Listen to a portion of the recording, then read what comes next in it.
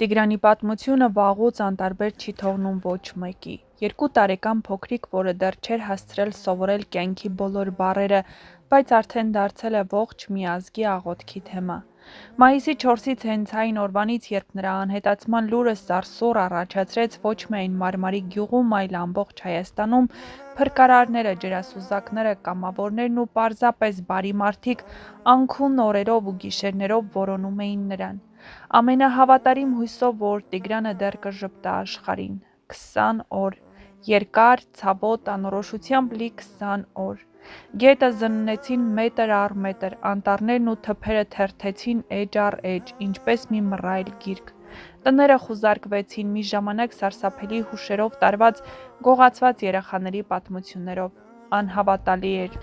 Անհասկանալի էր, թե ինչպես մի ողջ հասարակություն կախված էր մի մանկան ճակատագրից,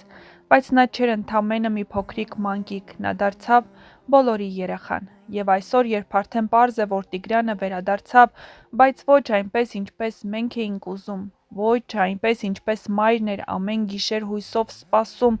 աղոթքի ու լռության արանքում, մենք ուղղակի լռում ենք,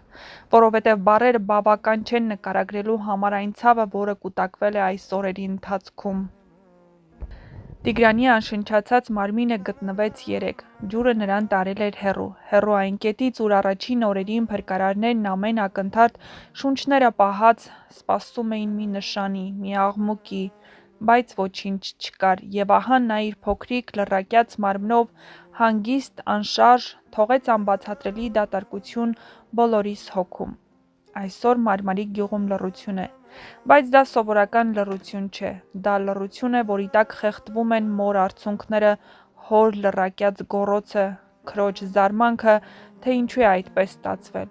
Դպրոցում, գյուղամիջում, նույնիսկ գետափին մարդիկ չեն խոսում, այլ նայում են գետին։ Գուցե հանկարծ աչքովն ընկնի մի փշուր, մի նշույլ Տիգրանի վերջին քայլերից։ Երեխան այլևս չկա, բայց հիմա նա մի ամբողջ ազգի հիշողության մեջ է։ Նա կա ամեն աղոթքի մեջ, ամեն մայրիկի գրկախառնության մեջ, ամեն արցունքի հետևում։ Հոգեհանգստի արարողությունը տեղի է ունենալու վաղը Մարմարիկ գյուղում։ Ամբողջ գյուղը, հարազատները, ընկերներն ու պարզապես մարդիկ, ովքեր ցավում են այս ողբերգության համար, կհավաքվեն միասին աղոթելու մեկ բանի համար, որ Տիգրանի հոգին խաղաղության մեջ լինի, որ նա հասնի այն աշխարհ, ուր չկա վախ, ցավ ու կորստի զգացում։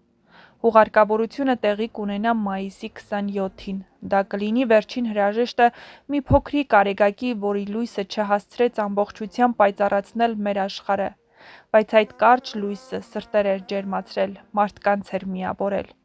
Երբ Տիգրանը գնա իր վերջին ճանապարհով, ամեն քայլափոխին նրան կուղեկցեն արցունքներ, բայց դրանց մեջ նաև կլինի սեր, կլինի աղոթք, կլինի շնորհակալություն նրա ծնողներին, որ այդ հրաշքը պարգևել էին աշխարհին, թեկուզ կարճ ժամանակով։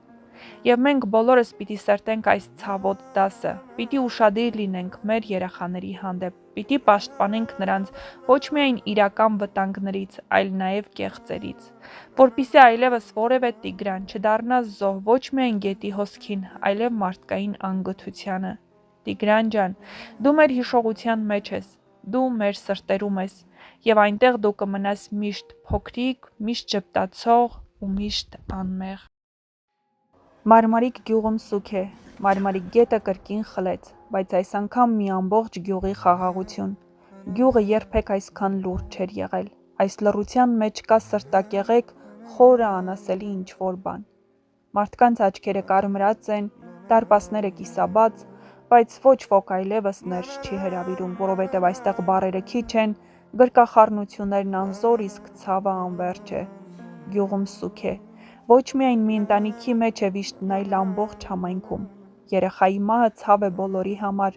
բայց երբ նա քո թաղի, քո բակի, քո փողոցի երեխա է, դա արդեն դառնում է կոլեկտիվ ողբ։ Բոլորը սպասում էին օրվա մեջ մի քանի անգամ լուրերը թարմացնում, բայց ցավոք։ Եվ ահա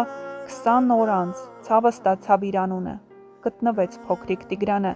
ոչ թե այնտեղ, ուր բոլորն ասում էին, այլ միտեղ, ուր ջուրը չէր խնայում ոչինչ,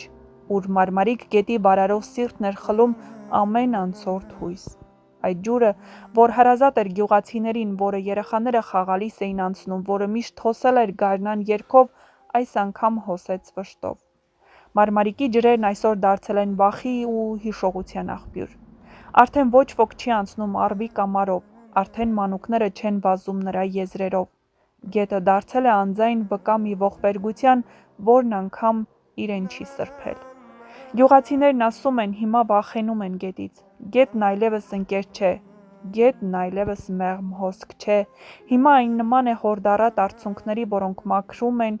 ու մոլորեցնում։ Մարդիկ լուռ սգում են, տան շեմի նստած տատիկները դանդաղ շշնջում են, փոքր էր, անմեղ էր, ինչու՞։ Երեխաներն անգիտակցաբար լռել են, նրանց խաղերը ընդհատվել են, ճիչերը չեն հնչում, խաղալիքներն անշարժ պառկած են։ Բոլորը սպասում էին հրաշքին։ Գոնե Մարմինը գտնվեց, ասում են, հույս կար, բայց հիմա գոնե չկա չգիտակցված դատարկությունը։ Մինչ այս ամեն վայրկյան սպասում էին զանգի, ձայնի, շան-հաչոցին, իսկ հիմա այդ բոլոր տեղում կա մեկ բառ՝ վերջ։ Սուգ է։ Բոլորի աչքերում կոկորդ խեղդող հարցեր են. ինչ եղավ իրականում, ինչ տեսավ նա, ինչպես եղավ, որ այդ փոքրիկ ոտքերը հասան մինչև գետ։ Հնարավոր էր փրկել, խուսափել, բայց պատասխան չկա։ Փրկարարներն արեցին հնարավորն ու անհնարինը։ Սուգ է, բայց սուգը լռության ժամանակ չէ, սուգը հիշելու, սիրելու ու ապրեցնելու ժամանակն է։ Տիգրանի կյանքը կարճ եղավ, բայց հիշողությունը հավերժ։ Եվ այսօր, երբ Մարմարիկը կրկին հոսում է, մենք այլևս չենք տեսնում գետ, այլ տեսնում ենք երեխայի անցած ճանապարհ։ Գետն այլևս ուղղակի ջուր չէ, այն դարձավ տխուր խրոնիկա, բայց գոնե գտնվեց, գոնե այսքան, որ Մարմինն այս աշխարհի մեջ վերջնական խաղաղություն գտավ, որ հայրն ու մայրն այժմ գիտեն, նա այլևս չի մոլորվում, չի սառչում, մենակ չէ։ Հիմա փոքրիկ ոսկեհեր Տիգրանը երկնքում է, իսկ այստեղ գյուղում միայն հողն ու ջուրն են լուռ, մնացած բոլորը սգում են։